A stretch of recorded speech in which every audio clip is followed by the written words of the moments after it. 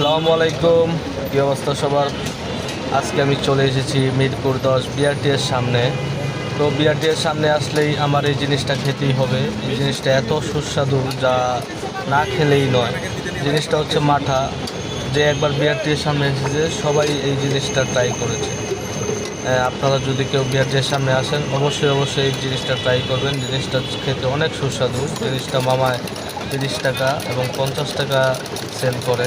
30 টাকাটা নর্মাল, 50 টাকাটা আপনার ছানা দিয়ে বানিয়ে দিবে।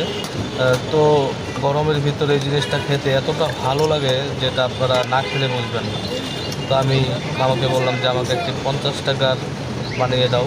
তো মামা সুন্দর করে 50 টাকার একটি বানিয়ে দিল, ছানা দিয়ে খেলাম। এবং আমি যাওয়ার সময় পার্সেলও নিলাম।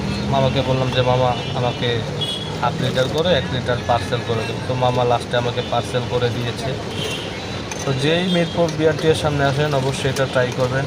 গরমের ভিতরে এটা খেতে অনেক সুস্বাদু এবং তৃপ্তি হয় অনেক। তো মামা এই যে আমাকে দিল 1 গ্লাস, মানে দেখতে এতটা লোভনীয় যা না খেলে আপনারা বুঝবেন না। তো সবাই মিরপুর বিআরটিএর সামনে আসলে এই জিনিসটা ট্রাই করবেন। জিনিসটা অনেক সুস্বাদু। এই যে দেখেন ছানাটা দেখতে অনেক সুস্বাদু। ছানা দিয়েই খেতে মজা লাগে বেশি।